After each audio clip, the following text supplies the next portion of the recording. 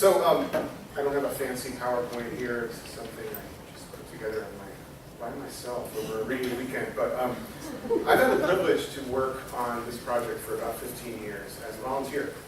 This has nothing to do with Scenic Hudson. It really was about residents of New Paltz coming together to protect really an incredible resource. And started kind of discovering this area. I was walking my dog and said, oh my God, there's like 200 acres here of woodlands in the heart of New Paltz. Right here. About 200 acres right in the heart of New Paltz, surrounded by development. Virtually every neighborhood in the village area is touched by this place. You can see here, it's very parcelized all around, and then you've got these big blocks of undeveloped land. And right around 2003, suddenly there were development proposals for this area.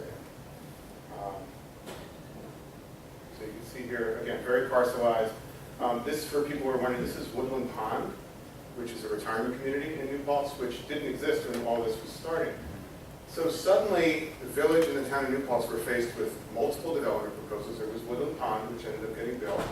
There was a project called Stoney Woods, which would have put 300 apartment units on this property. And then there was another property called Woodland Preserve, which there were various plans being talked about for that property. And so I was a member of the Open Space Committee in town, and we were hearing lots of concerns. We'll talk about the resources on these properties. But this is kind of what it looks like from the air. Here's a throughway running through town. It's all of these woods, basically. Here's New Paltz. Here's the throughway interchange.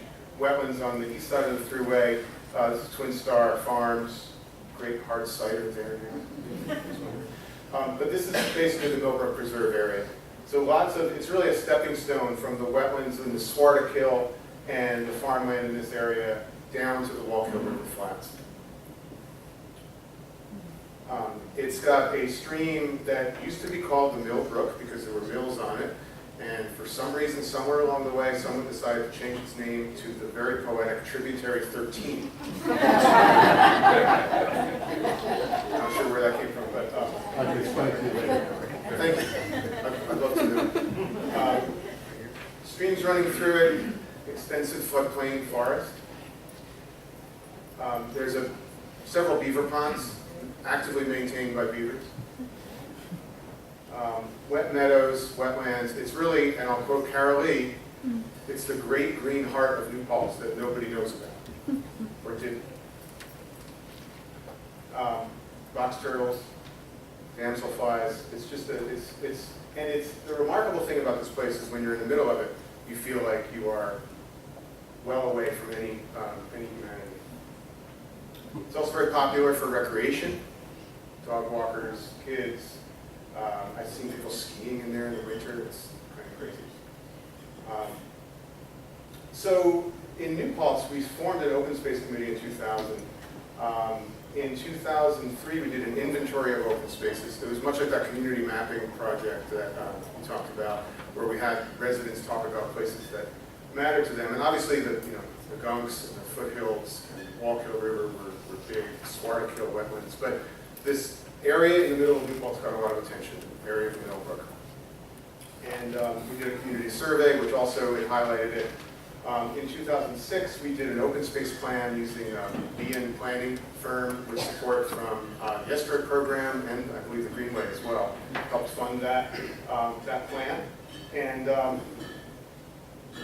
but before that point, I should mention one of our members who was also on the village planning board, Ray Curran, created this vision map of the potential preserve, which looked at, there's all these development proposals. You had Woodland Pond that was in development or in the development approval process, as well as Stoney Woods, and then other properties. And we talked about this. There's a way we could set aside the core areas of this connected complex of wetlands and streams and woodlands. It would be a real win for the community. So in the open space plan, we had extensive public workshops, and there was, again, a strong consensus that this place should be protected. Just a shot showing New Paltz, and the plan really was community-wide. It went from the gunks to the Swartikill wetlands on the east side of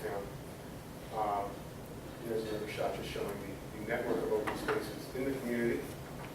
The open space plan developed these character areas. We wanted to have fuzzy boundaries because nothing sets off landowners like seeing their parcel on a map identified. In fact, recently in the town of Bethlehem up in Albany County, the town did this great open space plan which actually prioritized every parcel of land, 5 acres or larger, in the community, which sounds rational, but a lot of people were really alarmed by seeing their parcel ranked. So we made ours really a lot of feathery boundaries and things like that. It's very thematic, right? Nothing regulatory about it. But so, you know, the ridge, the Walker River Flats, what we call the Butterville Canaan foothills, and farms and ridge views also. But then there was this area, character area called the Heart of New Paltz, which really was about this area, the Millbrook Preserve. And these were all part of the open space plan that was adopted in 2006 by the New Paltz Town Board. And then a bond was put up to vote in the fall of 2006. That was a time when a lot of communities were putting municipal bonds up for a vote. And there was a whole campaign that was led by Carol Lee and others to get that passed. And about 2/3 of the community voted yes. So it was about a 2-to-1 margin to create a $2 million local open space bond, which we were all really thrilled to have then to be able to utilize to protect places like the Millbrook Preserve. So in the wake of that, there was a Clean Water and Open Space Protection Commission was developed. As Laura said, I was co-chair of that for a while with Kara. You were co-chair. We were co-chairs together. Yeah. Anyway, and we had a whole process for evaluating properties, but one of the first projects we did was to buy a 63-acre site, the Stoney Woods property. There was so much opposition to these 300 units potentially going in there that it really stalled. The development process stalled. And so they were happy to sell. The property was worth a fair bit more than that, but they were happy to sell for $550,000, utilizing the bond fund. Soon after that, we were working on this plan for the creation of the Millbrook Preserve. This was also funded by the estuary program and the town and the village of New Paltz to create a plan for the creation and management of the preserve. These were the goals and principles, really preserving and restoring where possible ecological communities, minimizing pollutant loads, allowing no net loss of wetlands. There's a whole other series of goals and principles for the project. We took a watershed approach, really looking at the entire watershed of the Millbrook. Here's the property in here. This is the entire watershed, which includes some pretty impaired areas near Main Street and the Thruway, but we felt it was important to look at all the water quality that was going into this area. We mapped the wetlands and streams. We buffered them to try to come up with optimal sort of protected area critical mass. We identified one of the unique characteristics of this area is this area in yellow is all sort of beaver-influenced habitat. There's beavers maintain this pond here and this series of ponds right in here, on and off, they move around obviously. But they're an inherent part of the character of this area and keeping those wetlands functioning and they're good for water quality.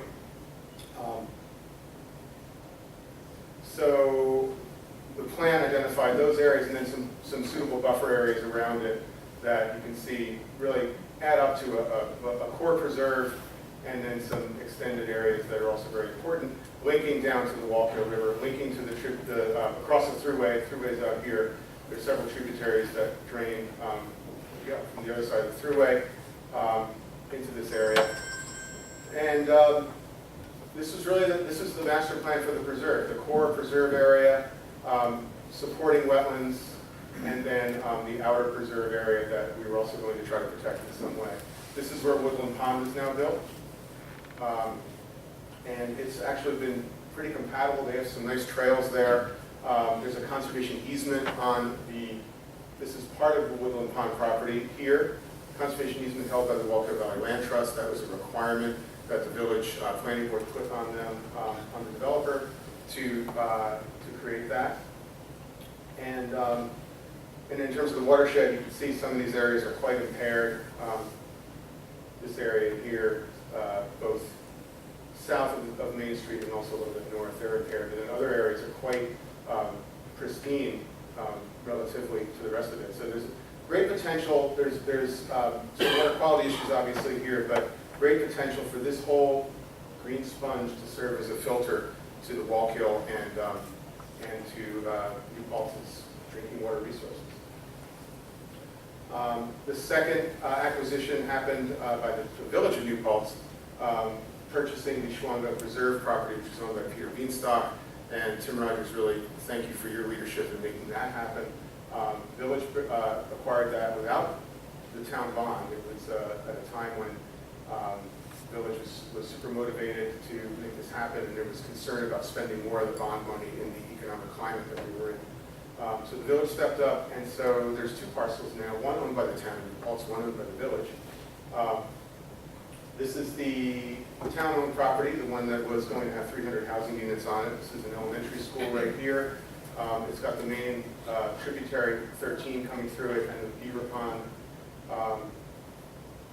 And then this is the parcel that was acquired by the village, which has a confluence of both tributary 13 and this other tributary coming in from the north. So those are all now conserved, and they are part, there's a conservation easement that is on one of them and will soon be on both parcels. On both now? They're on both.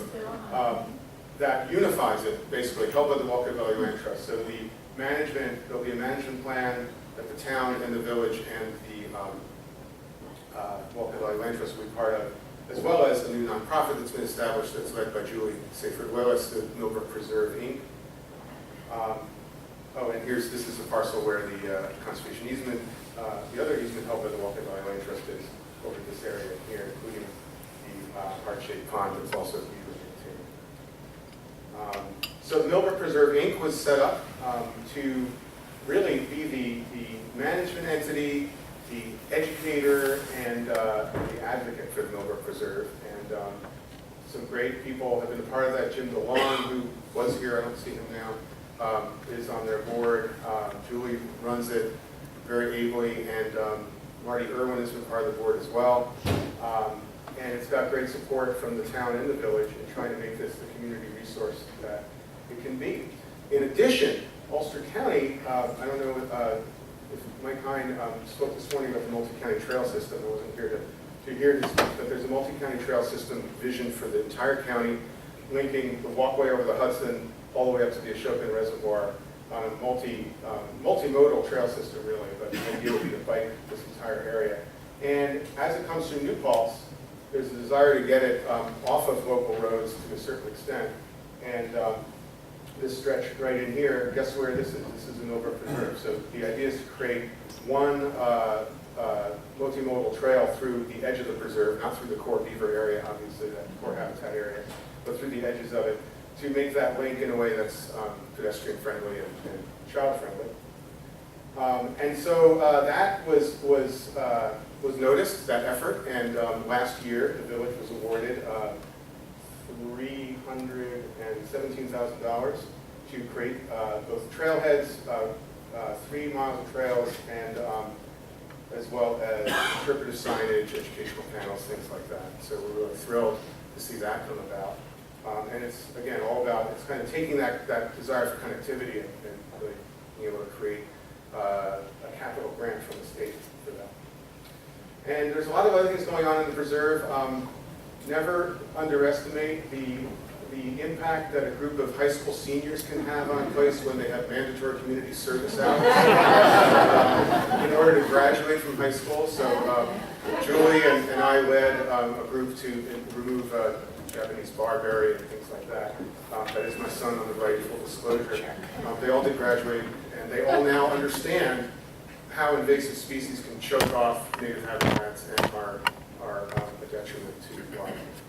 So a lot of potential for this place. I think it's really only just begun, but we think it's bound to increase both the environmental quality and the quality of life in New Paltz and the surrounding area, and be that kind of stepping stone from the Gunks to the Wallkill River Flats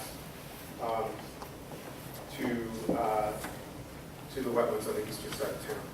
And it was a real mix of both committed volunteers great leadership from the village and the town, former supervisors, former mayors, Jason West, Tim Rogers, Susan Zimmett, Tony Hokinson, Neil Matez, and then other leaders like Marty Irwin have been steadfast in really trying to make this a community-wide amenity that can embrace, that the community can embrace, and it can really be great for both wildlife habitat, water quality, and quality of life.